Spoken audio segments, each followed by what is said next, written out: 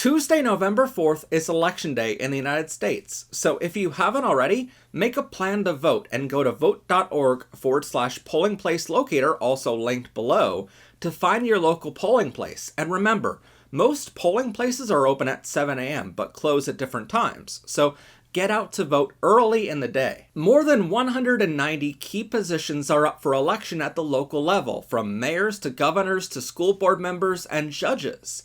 And while Democrats normally don't care about local elections and only show up for national ones, like president and the midterms, the reason Trump is able to get away with so much is because Republicans show up for local elections. For example, in Pennsylvania, Louisiana, and Wisconsin, Republicans are pouring tens of millions of dollars into campaigns to stop the current state Supreme Court judges from being reelected.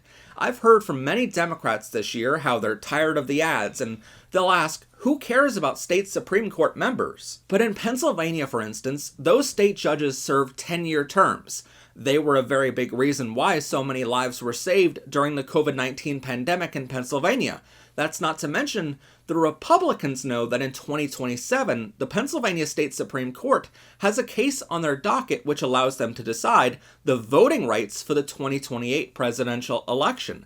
So if we want to stop Trump and Republicans in 2028, we need to vote yes to retain those judges this Tuesday. Republicans know that local elections matter sometimes more than federal elections do, which is why they show up every November to vote for local school boards, mayors, and judges.